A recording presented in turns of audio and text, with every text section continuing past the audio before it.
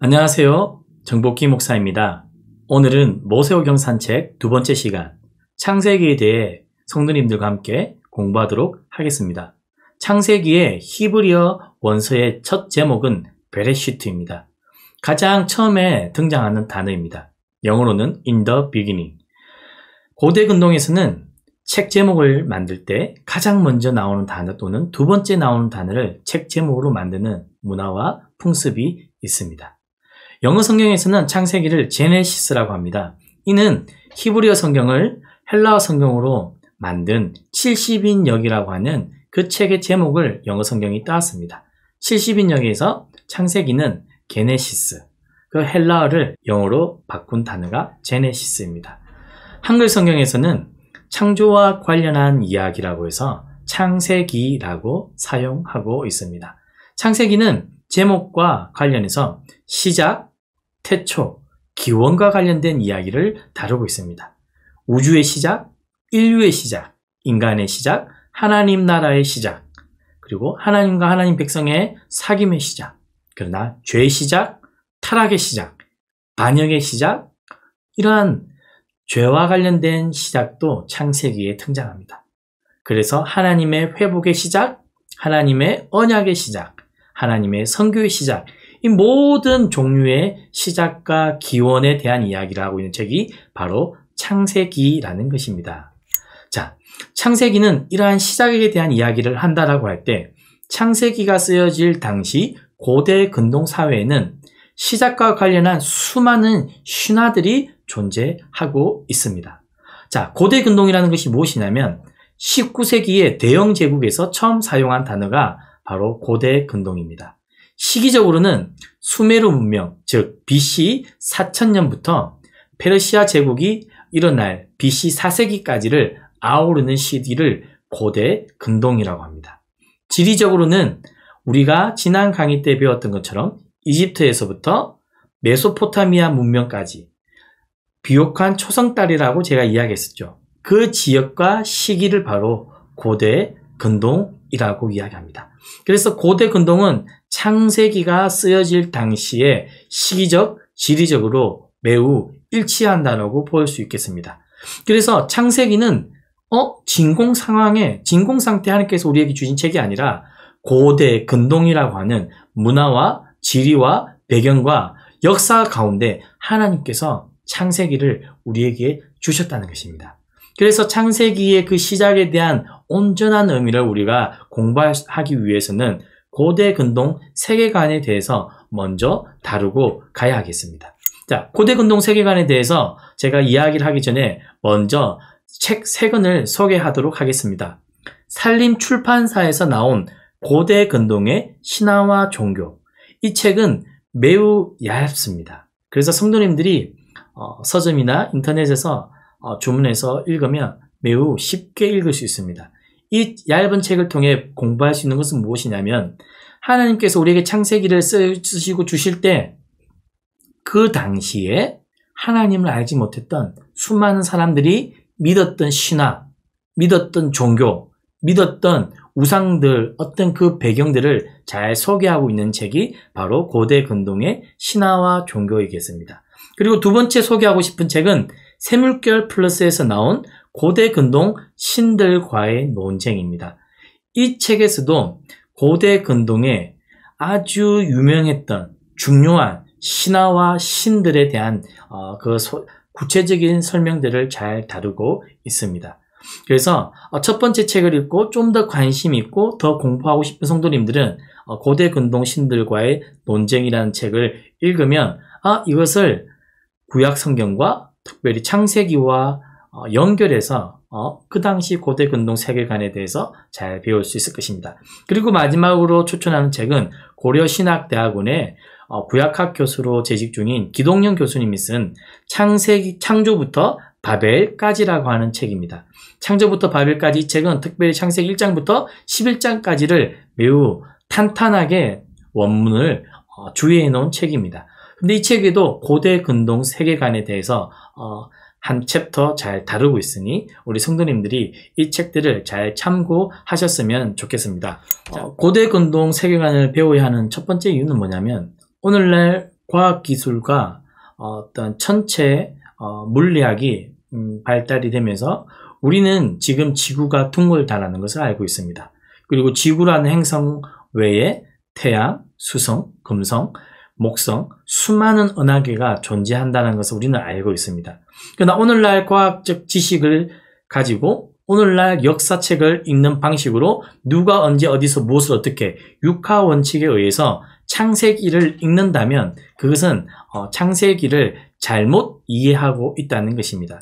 창세기는 오늘날 독자가 역사와 과학을 이해하는 방식으로 쓰여진 것이 아니라 고대 근동 사람들, 그 당시 사람들의 세계관에 맞추어서 하나님께서 쓰신 책이라는 것입니다. 그래서 고대 근동에 살았던 사람들은 우리가 생각하는 우주의 모습과 다른 우주의 모습을 생각하고 있었습니다. 그림을 한번 보도록 하겠습니다.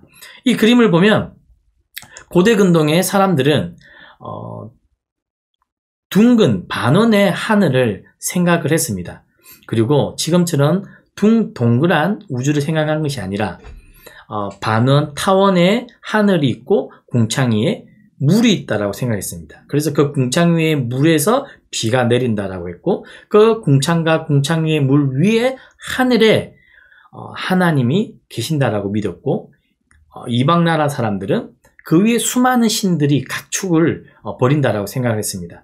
그리고 땅은 끝이 있다라고 생각했고 그 땅 끝을 넘어가면 깊은 바다가 있다라고 생각했습니다.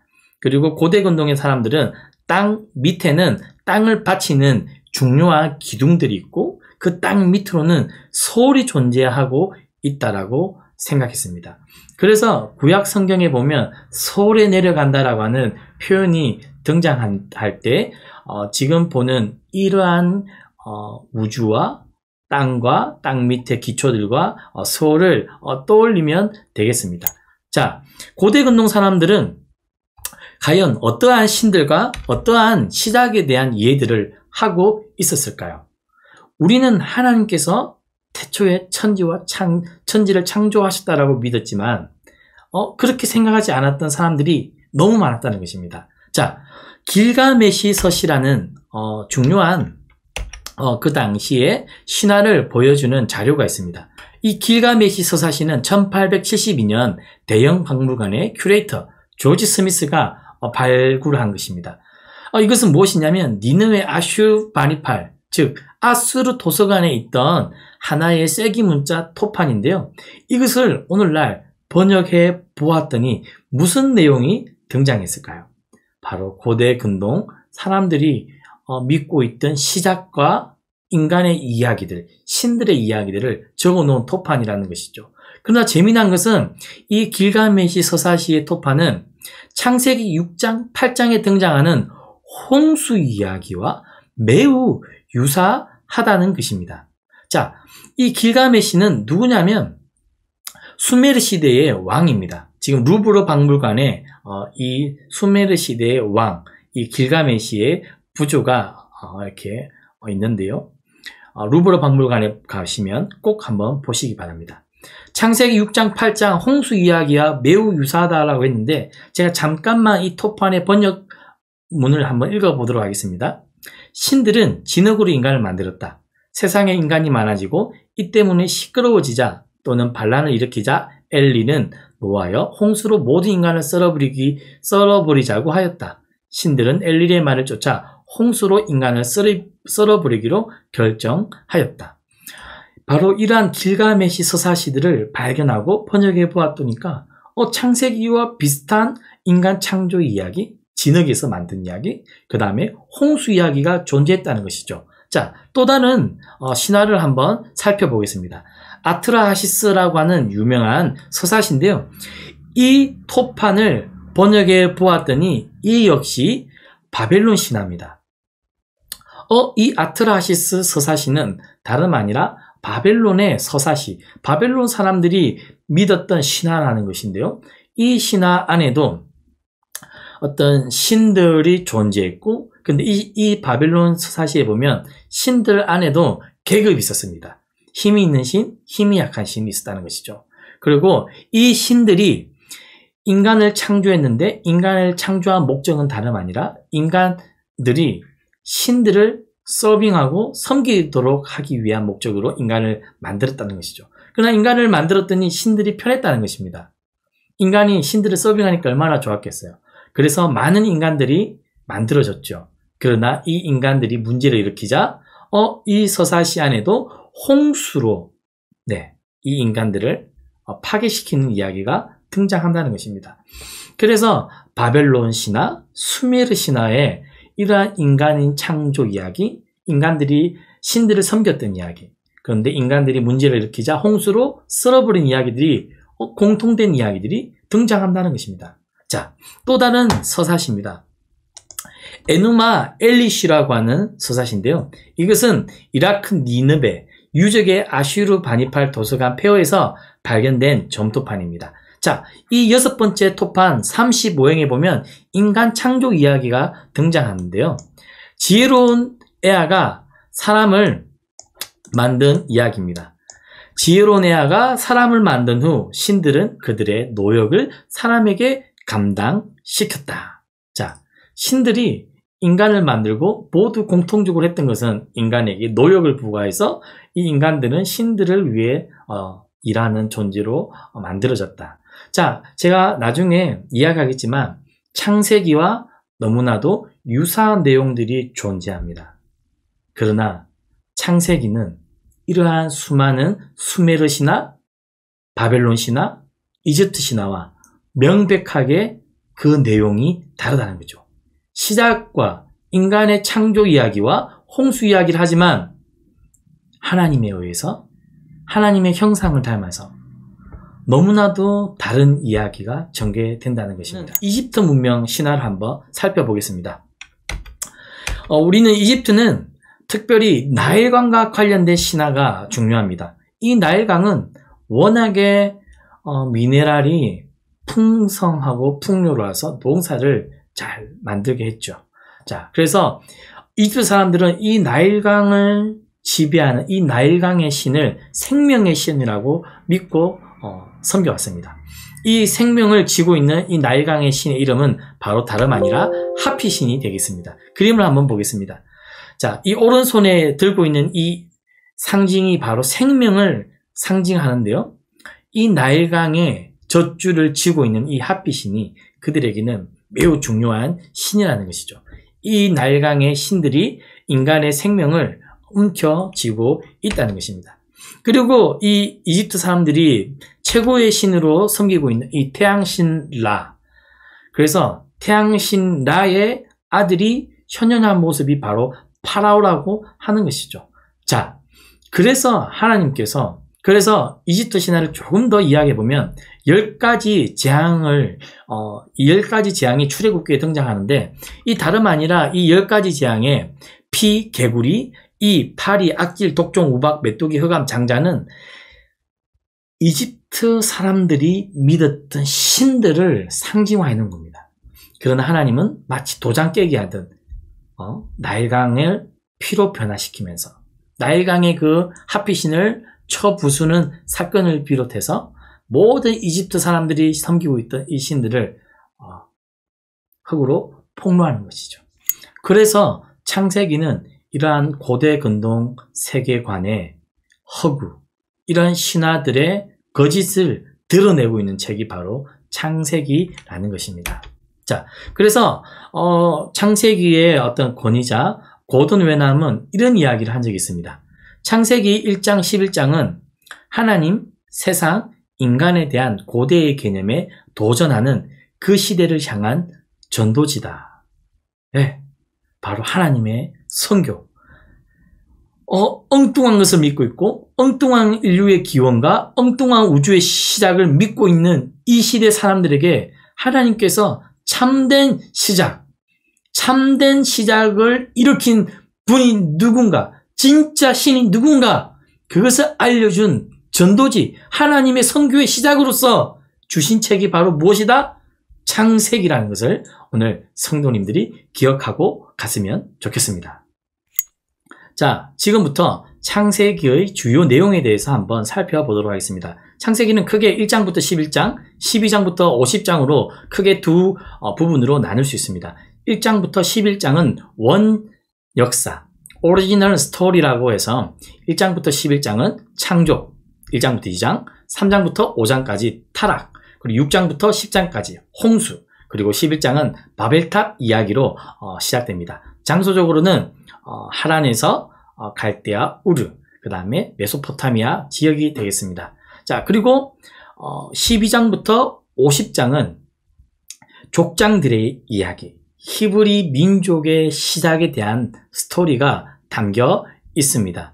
자, 그래서 12장부터 23장까지는 아브라함의 이야기, 24장부터 26장까지는 이삭의 이야기, 27장부터 36장, 48장부터 49장까지는 야곱의 이야기, 그리고 마지막 37장부터 50장까지는 애굽으로 내려가는 요셉의 이야기가 기록되어 있음을 알면 좋겠습니다. 이어서 창세기 문학적 구조를 한번 살펴보겠습니다. 창세기는 1장 1절부터 2장 3절까지 전체적인 서론과 함께 총 10개의 족보, 톨레도트라고 합니다. 10개의 족보가 창세기에 등장하고 있습니다. 그래서 1장 1절부터 2장 3절에 보면 7일간 하나님께서 천지를 창조하셨습니다. 그리고 1장 1절에 보면 7개의 단어를 사용했습니다. 그리고 1장 2절에는 7개의 단어를 곱하기 2를 한 총 14개의 글자를 사용해서 썼습니다. 제가 무슨 이야기를 하고 있습니까? 숫자 7에 대한 이야기를 하고 있습니다. 그리고 창세기 서론에 보면 되다, 보시기 좋았다, 각각 7이라는 숫자 7번씩 사용되었습니다. 자, 그래서 이 7이라는 숫자, 그리고 10개의 이 톨레도트, 족보, 7과 10, 이것이 의미하는 것은 무엇일까요? 고대 근동 사회에서 7과 10은 완전한 수를 의미합니다. 즉, 하나님의 천지 창조 이야기는 완벽한 스토리, 완벽한 이야기라는 뜻을 가지고 있습니다. 그리고 이 10개의 족보, 톨레도트, 이 10개의 족보 이야기를 통해서 하나님께서 원 역사에 이어서 등장하는 히브리 민족의 그 역사, 아브라함과 이삭과 야곱과 요셉으로 이어지는 이 족보를 통해서 하나님의 어떠한 섭리의 역사는 완벽하다는 것을 7과 10이라고 하는 숫자를 통해서 창세기는 문학적으로 강조하고 있는 특별한 구조를 가지고 있다는 것입니다. 그래서 창세기의 처음에 7일 동안 창조를 했다라고 볼 때 창세기 마지막 50장 10절에 보면 야곱이 죽습니다. 그런데 그 야곱을 며칠 동안 장례하는 이야기가 나올까요? 7일 동안 야곱의 장례 이야기가 등장합니다.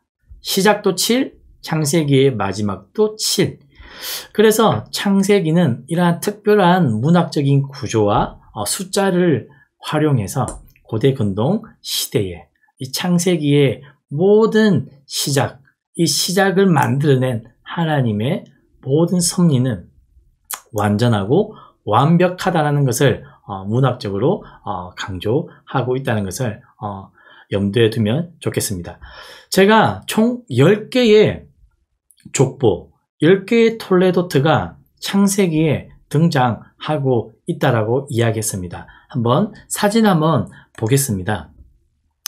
1장부터 4장까지 하늘과 땅의 족보, 5장과 6장까지 아담 자손의 족보, 6장부터 9장까지 노아 가족의 족보, 창세기 10장부터 11장 노아 자손들의 족보, 11장부터 11장의 셈의 족보, 쭉쭉 데라와 이스마엘과 이삭과 에서와 야곱의 족보들이 쭉 등장하고 있습니다. 자, 그러면 이러한 족보들이 왜 창세기에 등장하고 있고 이것이 어떠한 의미를 가지고 있냐는 것이죠.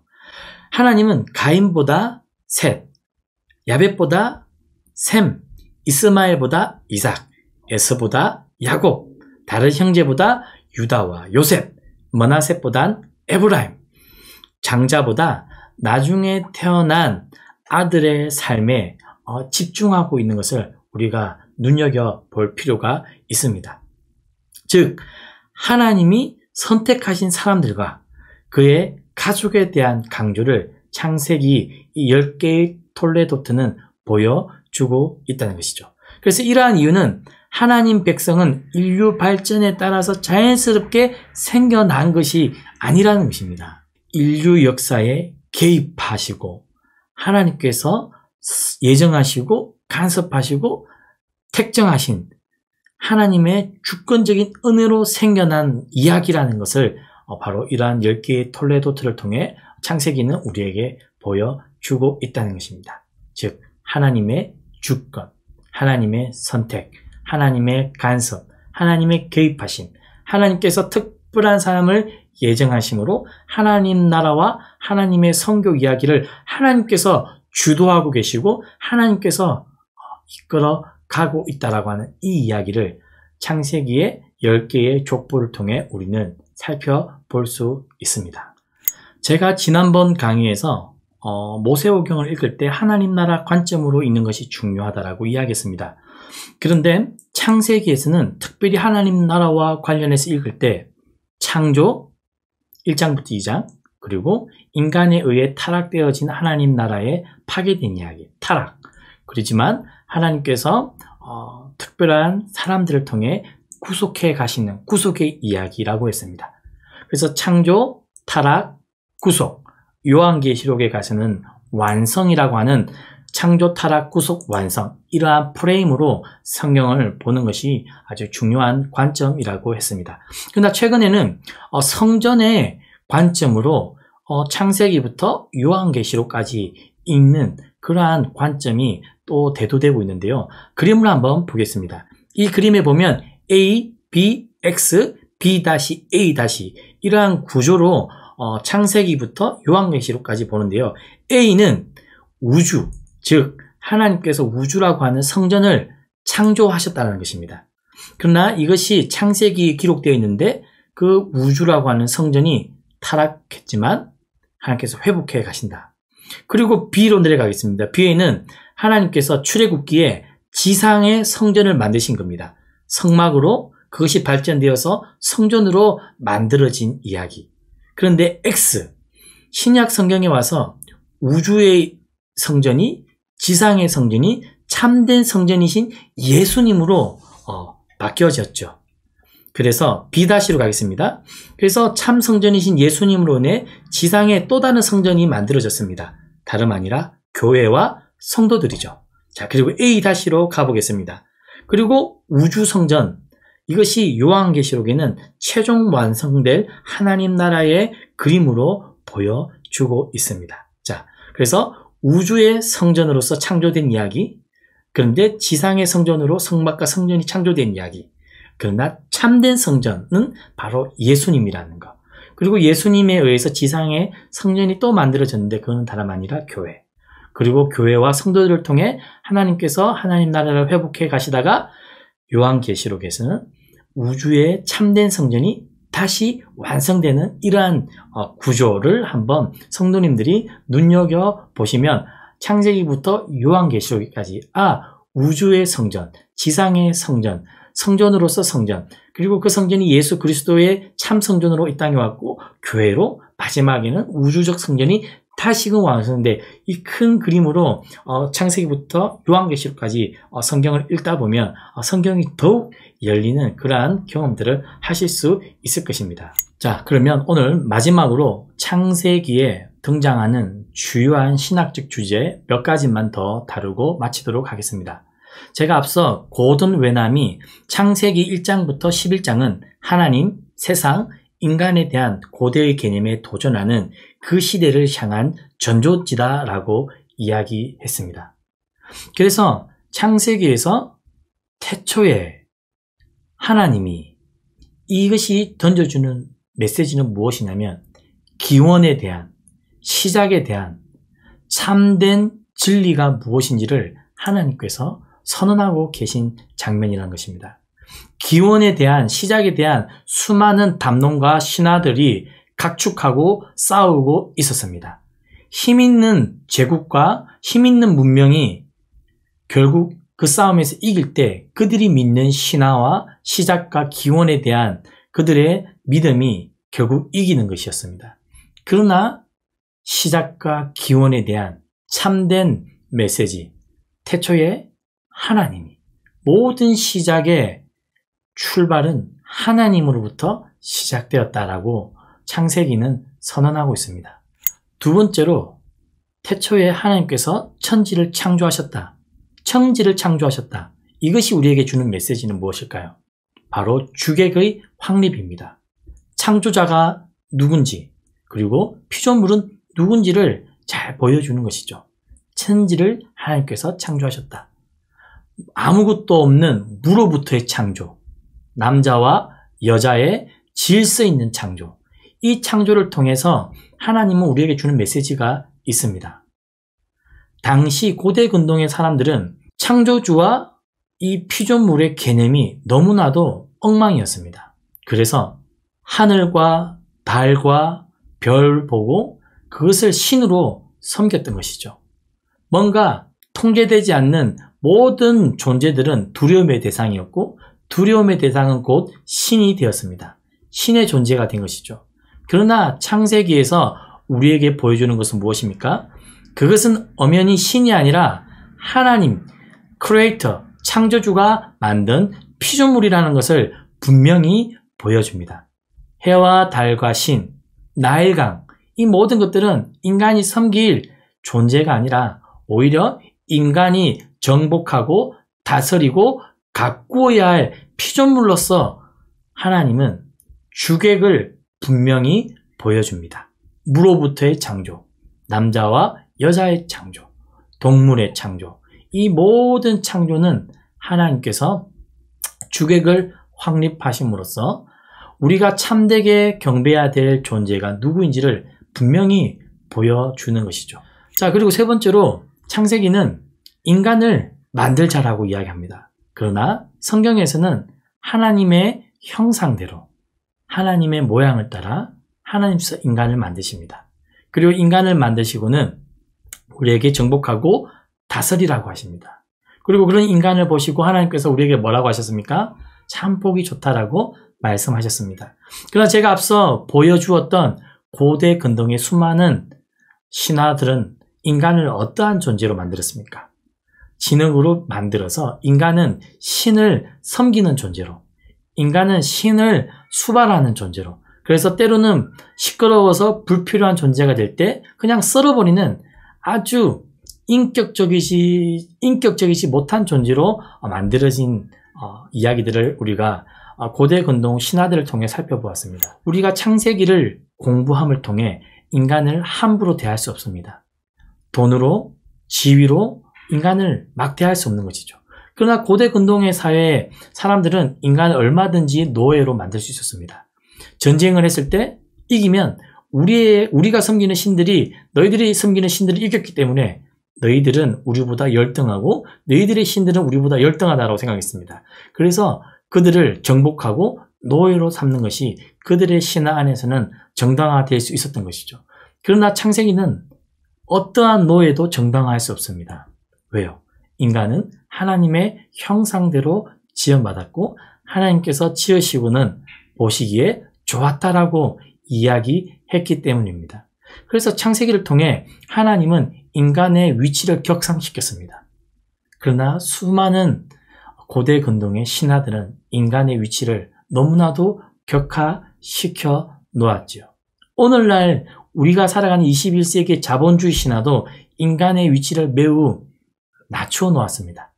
인간의 외모, 키, 그의 지위와 직위, 그가 가지고 있는 부동산, 그가 소유한 돈, 이러한 것들로 인간의 조건 지음으로 인간을 격하시켜 놓았죠. 그러나 창세기가 우리에게 주는 것은 무엇입니까? 어떠한 것으로도 인간을 그렇게 가치 평가, 가치 절하할 수 없는 것입니다. 왜요? 우리 인간은 하나님의 형상대로 지음받았다라고 이야기하고 있습니다. 그래서 창조 이야기의 창조의 마지막 절정에 하나님께서 만드신 것이 무엇입니까? 바로 인간이죠. 그래서 창세기는 그 당시에 인간이 얼마나 소중하고 중요한 존재인지를 알려주는 정말 충격적인 책이었다라고 볼 수 있겠습니다. 그런데 창세기에 등장하는 중요한 주제, 타락. 도대체 타락 무엇이 문제인가? 하나님은 하나님, 인간, 피조물 이러한 질서를 만드셨고 부여하셨습니다. 그리고 인간에게 자연을, 피조세계를 정복하고 다스리라고 위임하셨고 우리에게 명령하셨습니다. 그러나 죄라는 것은 무엇입니까? 하나님이 만드신 하나님 나라의 그 질서를 엉망으로 바꾸는 것입니다. 죄는 상향성과 하향성으로 드러납니다. 상향성은 무엇입니까? 하나님으로 지원받은 인간이 하나님처럼 되고자 하는 그 욕망과 교만이 바로 상향성입니다. 그래서 죄가 상향성으로 드러날 때는 인간이 하나님처럼 되려고 하는 것, 하나님의 자리에 무별 보좌 위에 올라가려고 하는 그 죄가 바로 상향성이라는 것이죠. 그러면 죄의 하향성은 어떻게 나타나는 것일까요? 바로 인간이 피조물을 정복하고 다스려야 되는데 오히려 인간이 피조물을 섬기고 피조물을 우상화하는 것입니다. 해와 별과 달과 강과 모든 피조세계를 우상화하는 것이죠. 그것이 바로 죄의 하향성입니다. 타락으로 인해 죄의 상향성과 하향성을 배웠습니다. 그러나 하나님께서는 하나님 나라가 죄로 인해 파괴되어지고 무너져갈 때 하나님은 모든 것을 엎어버리시거나 리셋하지 않으셨습니다. 하나님은 노아를 통해서, 아브라함을 통해서, 이삭을 통해서, 야곱을 통해서, 요셉을 통해서 하나님은 하나님 나라를 천천히 지속적으로 회복해 가십니다. 다윗을 통해, 마침내는 예수 그리스도를 통해 하나님께서는 하나님 나라를 회복해 가셨습니다. 그리고 요한계시록에서는 하나님 나라의 완성을 약속하셨습니다. 자, 창세기는 이렇게 창조와 타락과 구속, 회복, 그리고 멀리는 완성을 내다보며 하나님 나라의 이야기가 시작되고 전진되고 있다는 것입니다. 그러나 무엇보다 우리가 마지막으로 주목해 볼 것은 하나님께서 창세기 12장에 아브라함을 부르신다는 것입니다. 한 사람을 부릅니다. 한 사람을 연단하시고 훈련시키시고 그가 하나님을 신뢰하도록 하나님은 한 사람을 통해 하나님 나라를 회복해 가신다는 것이죠. 우리는 어떤 큰 군대, 아주 현실적이고 효율적인 것들을 따지지만 하나님 나라는 효율과 어떠한 그러한 것에 달려있지 않았습니다. 한 사람을 통해 이루어 가시는 하나님 나라의 회복, 그리고 마침내 한 사람, 예수 그리스도가 이 땅에 오심으로 하나님 나라가 드디어 이 땅에 오지 않았습니까? 그리고 아브라함으로 이어지는 이삭과 야곱과 요셉, 어떻게 보면 그 족장들의 이야기는 아주 큰 나라도 아니었고 힘 있는 나라도 아니었습니다.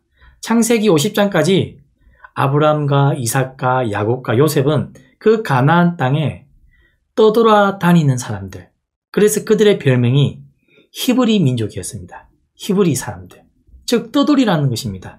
나그네라는 것이죠. 하나님 나라는 그렇게 한 사람, 작은 믿음의 족장들을 통해 조금씩 확장되고 전진하고 있다는 것입니다. 지금도 마찬가지입니다. 하나님 나라는 저와 우리 성도님들, 힘이 없고 부족하지만 작은 소수의 하나님을 신실하게 따르는 사람들 통해 하나님은 지금도 하나님 나라 일을 완성해 가고 계십니다. 그 일을 위해 하나님께서 오늘 저와 성도님들을 부르셨습니다. 우리는 비록 작지만 하나님 나라는 여전히 확장되고 전진해 가고 있습니다. 우리가 창세기부터 신명기까지 계속 공부함을 통해 어떻게 하나님 나라가 그렇게 확장되어져 가고 그 나라 이야기가 펼쳐져 가는지 계속해서 함께 공부하도록 하겠습니다. 자, 그러면 다음 출애굽기 강의에서는 최갑진 목사님 강의를 통해 만나보도록 하겠습니다.